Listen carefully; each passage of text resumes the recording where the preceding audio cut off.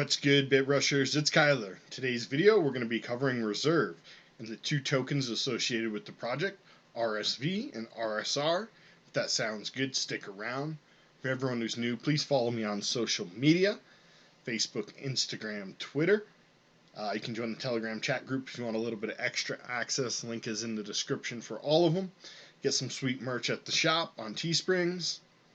And check out my own token, which is on pre-sale now, the Rush token. And you guys can buy that at token.bit-rush.com. And that's in a way you can invest in me and my projects that I invest in. Other than that, let's get started. So reserve.org is the URL for this project. And if we come over there, we can just take a look at what they got going on. Right now it says Reserve is a flexible pool of stablecoins designed to reduce risk through diversification and centralized governance. You can mint and redeem RSV. To everyday users, Reserve is just an app for buying, holding, and spending digital US dollars. It's available here in Venezuela, Argentina, and Colombia. All areas where they have heavy inflation. Pretty soon we'll need this here in the US as well if the money printer keeps going. Brr. They get a nice little video if you guys want to watch to come check out some of the stuff. They say protect your money. So Reserve enables people and businesses in countries with high inflation to protect their money by moving it out of broken currencies and into a stable digital currency. You can send money across borders. Reserve makes it cost effective to send money across borders. This enables people to send money home to their family and businesses and pay international suppliers in a stable currency. Easily accept payments. Reserve allows businesses to accept payments in a stable digital currency, enabling them to easily pay their international suppliers while also keeping their money out of an inflation-prone local currency. You can download the white paper, and they got this video here. I actually watched this. This is a decent video. It doesn't really pertain to their project in general. They touch on a couple things in there that are cool that kind of are associated with the project, but it's just kind of a cool video on crypto and the future of cryptocurrencies as a way of actual currency. And there's two tokens. There's one that's the Reserve, the RSV. And this is the stable coin. So what the RSV does is it just provides a stable currency that's not going to inflate at all. And let's see what it says. The stable cryptocurrency that is economically and legally robust at any scale, decentralized, 100% asset-backed, and funded by top Silicon Valley investors. Reserve Rights RSR is the fluctuating protocol token that plays a role in stabilizing RSV and confers the cryptographic right to the purchase excess rights token as the network grows. Okay, so essentially, what I understand about this, and let's go down, hang on, let me see, there's another slide here I want to show you, where is it? Protocol maybe, that has kind of how it works. Yeah, it explains it right here. So I'm going to leave this on the screen so you guys can see that while I kind of explain it. And the way that I see it is that it is a stable coin essentially, but instead of being a stable coin that's pegged to any $1, because obviously even the US dollar, the USD is starting to have some inflation right now, even though it's the most widely accepted and widely backed fiat currency, and it's supposed to be backed actually by gold. We know that's no longer the case, and so even the USD is prone to inflation. So backing to USD is not actually stable, okay? It's stable only to that currency that it's pegged to. And so what they've done here is they've made a collection of stable coins, and so each one of these stable coins has to peg itself to the dollar, and then it's pegging itself to a collection of these stable coins and some other assets built in. So as I mentioned, if the dollar has inflation, they can hedge against that with some of the additional assets, and one of those assets is the RSR token, so their own token. We'll get into that here in a second, but continue on this. I believe, make sure I'm not saying anything wrong here, but I believe they have other cryptocurrencies in this asset pool, like Bitcoin and Ethereum. So they're holding assets like I said, that are going to hedge against inflation. So even if USD is inflating, they hold some Bitcoin and some Ethereum and some RSV. And so they have the ability to buy and sell any one of these assets to peg their asset to a dollar. And again, before we get into some of the other stuff with the RSV, I just want to talk about the kind of the liquidity on this. So they have like a built-in mechanism based on the amount of liquidity. So as the liquidity deepens, the pool or the band on the price narrows, which means it fluctuates less. It's only going to fluctuate from like 0.999 to a dollar when that band is very narrow and tight with deep liquidity, because the pool doesn't move by people buying or selling their assets in and out of that pool because it's so deep. If people begin to kind of sell off and there's a mass dump, and a bunch of people for whatever reason decide all of a sudden they need to sell off those tokens, this would obviously make the liquidity pool much more shallow.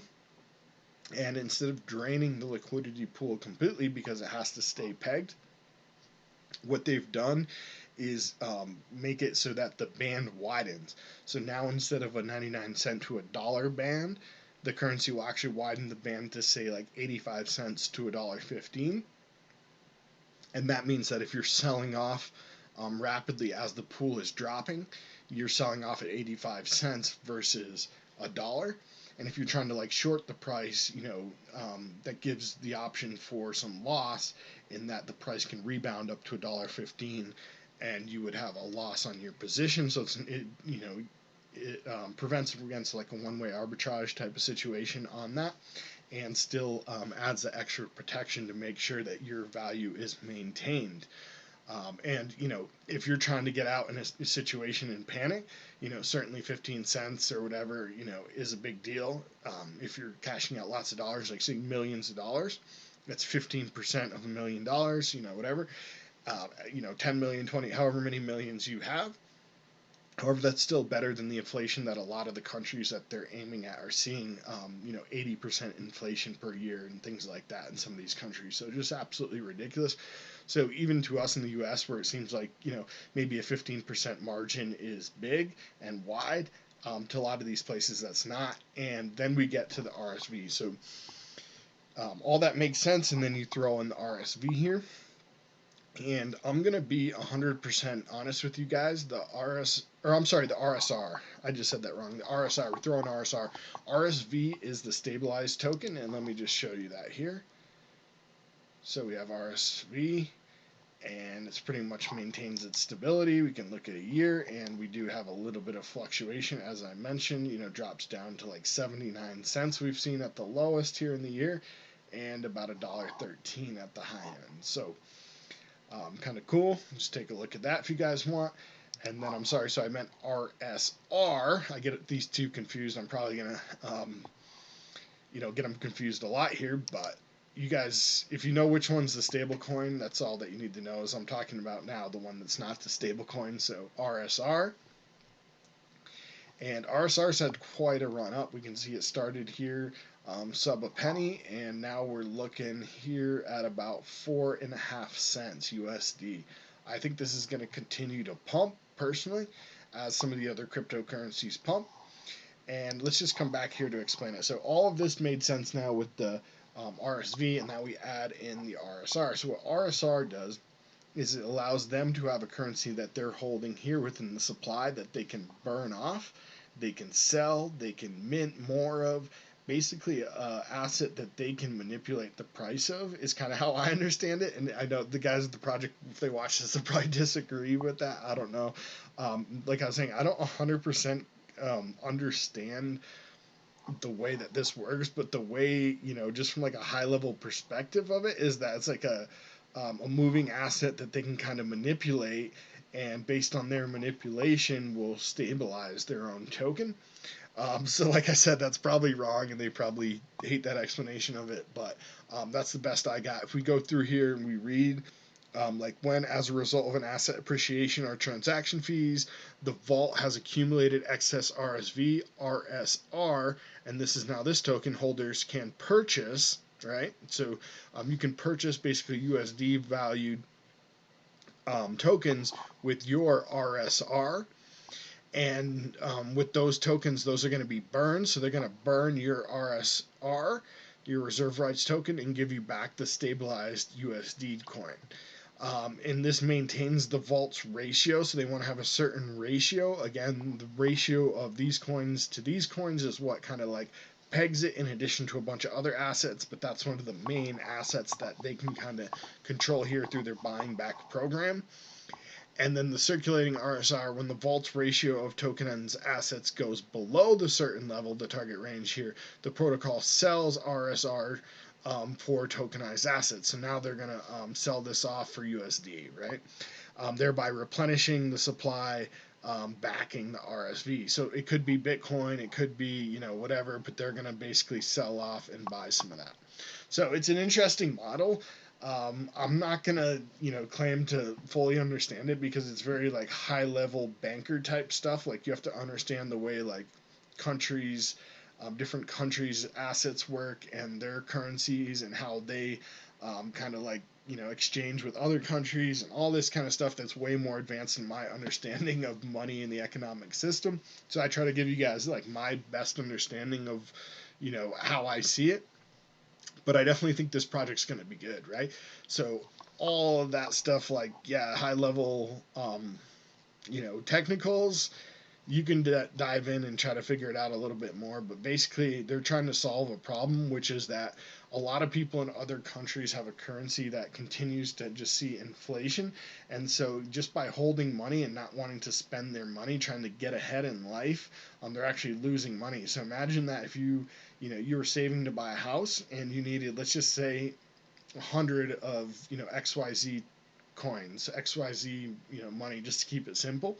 And every year you save and you save and you save, and by the time you get to 100, now there's so much inflation that that thing you were saving for to get with 100 costs 200. So now you need to continue to save, and it might take you an extra year to get that extra 100, and now it might cost 250. So you still might not be there, right? And so as you continue and save, the value of your coins are going down, the value of your currency is going down, and it makes people want to exchange out that currency for other things. In a lot of other countries, it's kind of illegal to do this because obviously this makes it then,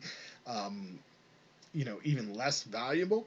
So by creating this token, it kind of solves that problem because it's not technically a stable coin, I guess, because it's backed by a basket of assets that contain stable coins as some of them, and it's also pegged in a two token system, with the other one being a fluctuating supply and kind of moving liquidity, regular like cryptocurrency here. And so it's definitely an interesting project. Like again, I'm not gonna try to claim I understand all of it in depth, but I think it's definitely going to be valuable, and I think the price of it's going to continue to go up. Um, Obviously these guys want this project to be successful, and as people in these countries see that they have an asset that they can, kind of that's pegged to a dollar and some cryptocurrencies, and then they can swap it out and maybe make money on it by holding this other token and then buy back in and get even more value based on that token. It's just like a win-win-win, and I'm kind of waiting to see some other people come out and kind of explain this one, because as I mentioned, it's pretty high level stuff for me. But I hope I did a good job for you guys, and I was able to explain it, at least from my level of understanding. Even if I made a few mistakes, I'm sorry. I'm not always going to be perfect with this stuff, especially when it gets so technical. But again, I hope you learned something. Smash the thumbs up if you did. Please share with a friend or family member who may also be interested in buying reserve rights token, or maybe even someone in another country or even in this country that wants to hedge against inflation. And wants to get the RSV. Definitely an interesting project, guys. So give it a thumbs up, sub to the channel, click the bell to be notified on all future videos that I launch as I drop them as soon as possible. Happy crypto. Let's get that coin.